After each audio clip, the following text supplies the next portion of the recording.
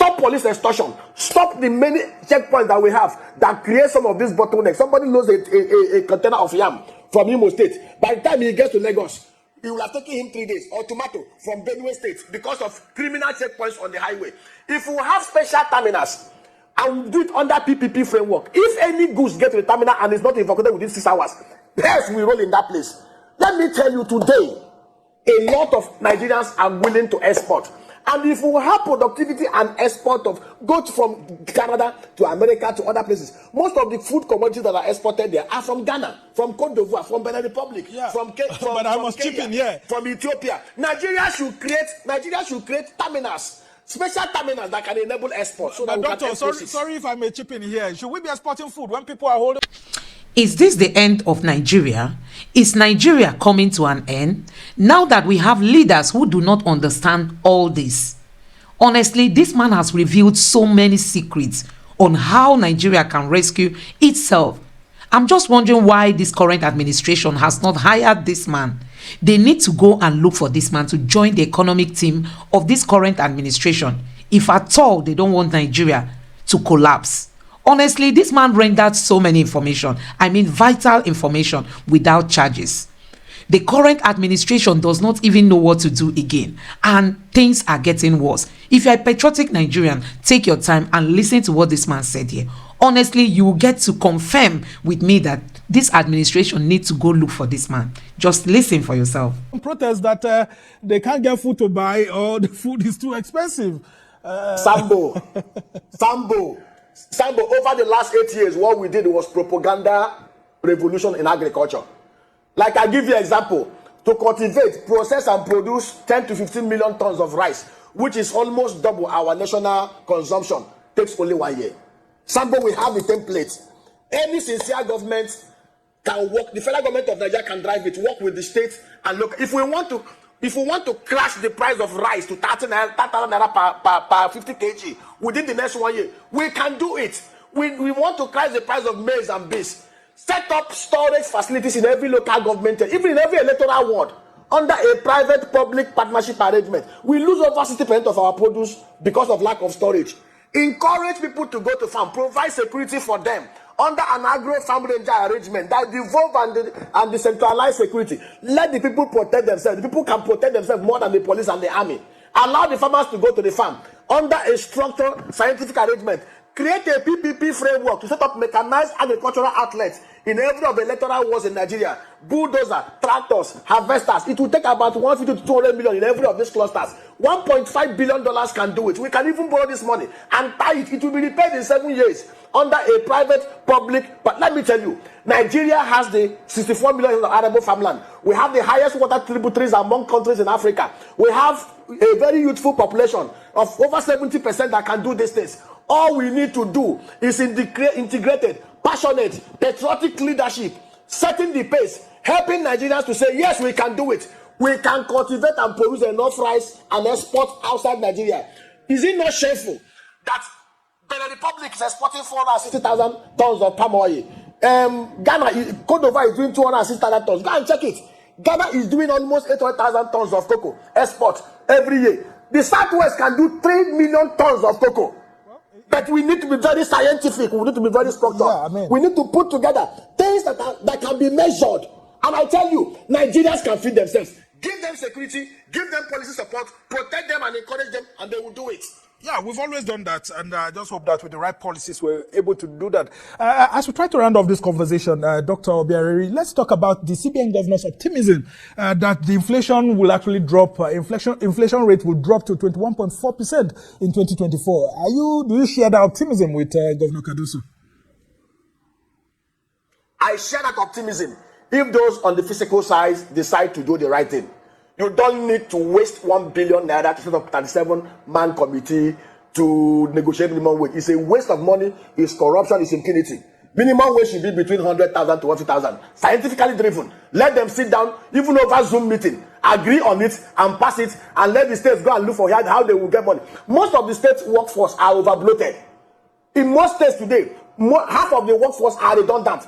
Let them see how they can restructure the workforce and put them into useful, use them in diverse ways. I talked about every local government in Nigeria should have a commodity board. Set up the commodity board under a private public project. Those who are not useful, push them into that place. Put people, let me tell you, we are not supposed to be wasting more than 40% of our national revenue or state revenue, local government revenue to pay recurrent expenditures. Go and look at our balance sheet, the government balance sheet, as at 1960 to 1966. You will see clearly that what we are doing in this over the last 24 years have been a policy arrangement where we sell crude oil, collect taxes, collect custom revenues, and squander it on the profligacy and the inefficiency of less than 1% of the Nigerian population who are in the public service. This country is a gold mine that can be fixed, but we must do the right things. We must cut cost of governance. Presidential jet fleet should not be up to nine aircraft. How many does Britain have?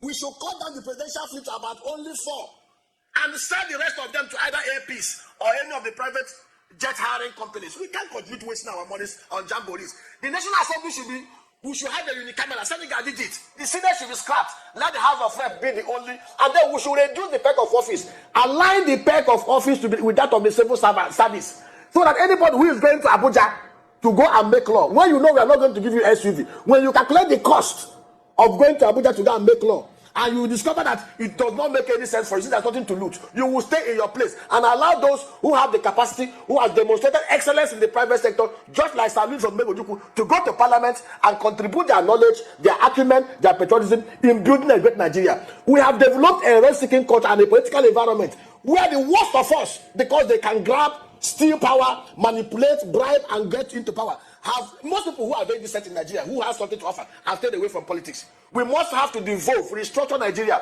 both the constitutional and fiscal framework, back to the 1966-63 arrangements, to enable the best of Nigerians to get into place of power and authority. All right, Dr. Obiari, I mean, I really enjoy some of the submissions that you've brought. And of course, the place of the subnationals is one thing we can't push away here.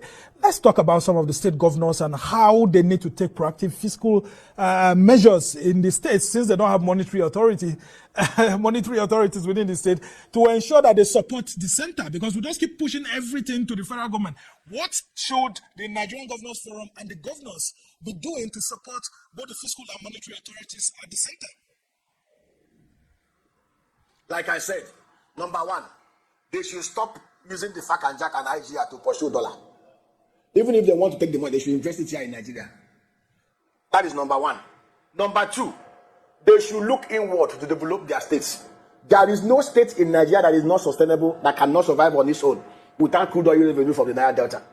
There is no state in Nigeria that does not have natural endowments, things that they can harness to be able to sustain the citizen and make everybody happy. Then the issue of security. You know, whenever I hear, oh, this governor is weak, they can't do this, they are looking at Abuja. There is no state that is very sincere that cannot put. There is no state governor that is very sincere that cannot protect its own people.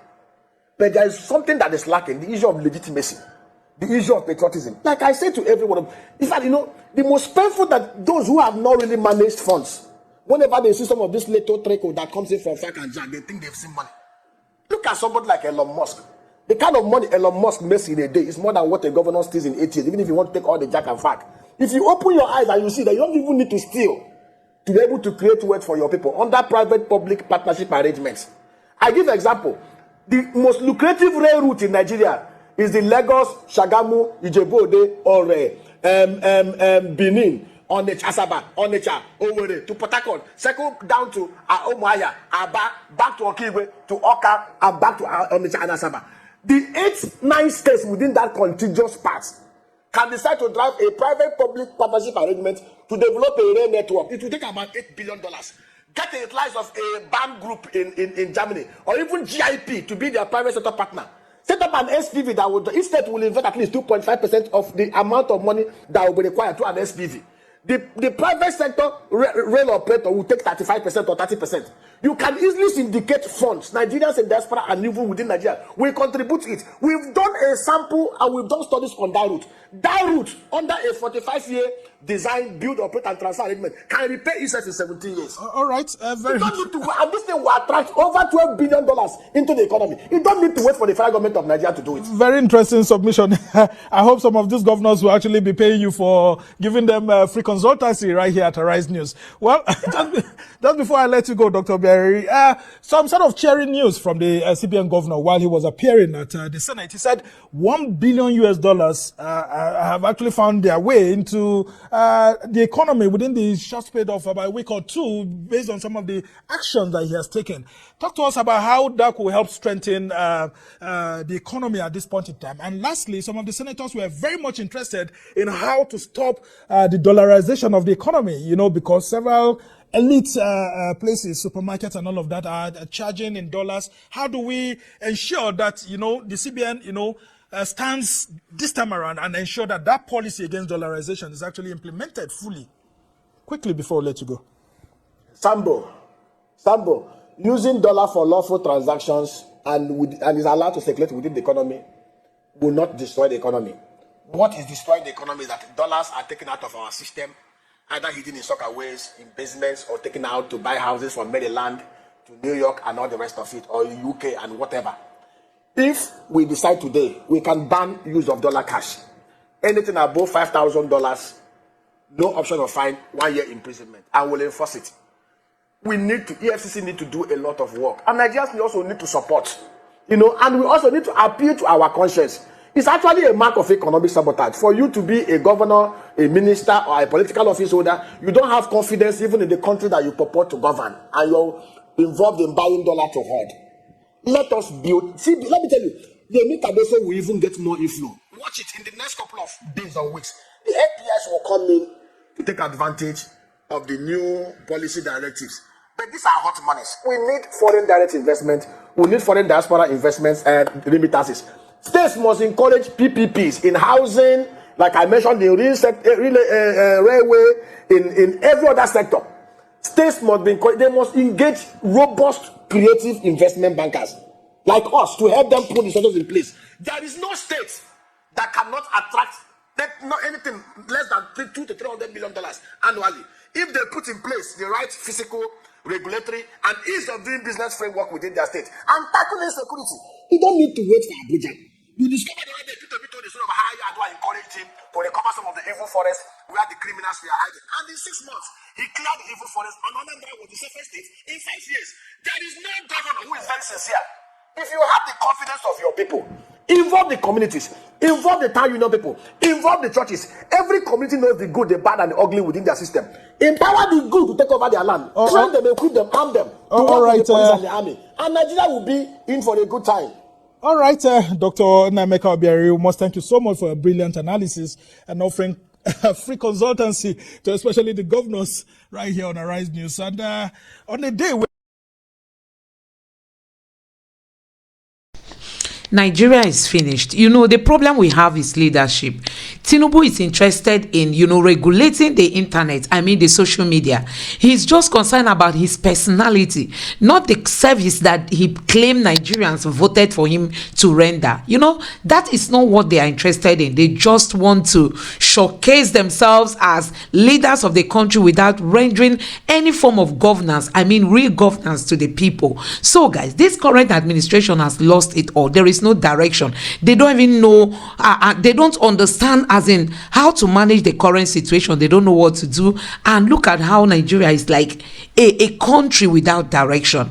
We don't have a direction as it stands. The naira is crashing every day. There is nothing to export. If you export from Nigeria, the Western world will reject it. But if you carry your goods from Nigeria to Ghana, you can export and they will accept it. Why is Ghana recognized more than Nigeria? Why is it that other African countries, look at Kenya, look at all these other African countries that Nigeria feels, to be more than, they now export to the Western world, and their content, and their produce are being accepted. But if you should export from Nigeria, they believe that Nigeria is not ready for the world. Nigeria is not ready to do business, and that is why we keep lamenting about the kind of leaders we have today. Honestly, leadership has finished Nigeria, and that is why I keep asking, is this the end of Nigeria? Looking at the set of leaders we have today, there is no hope for tomorrow. We are just in God's hand. Let me know what you think about this. Don't forget to subscribe to the channel, turn on the notification bell. Please give this video a like so that YouTube can recommend it to others. Thank you.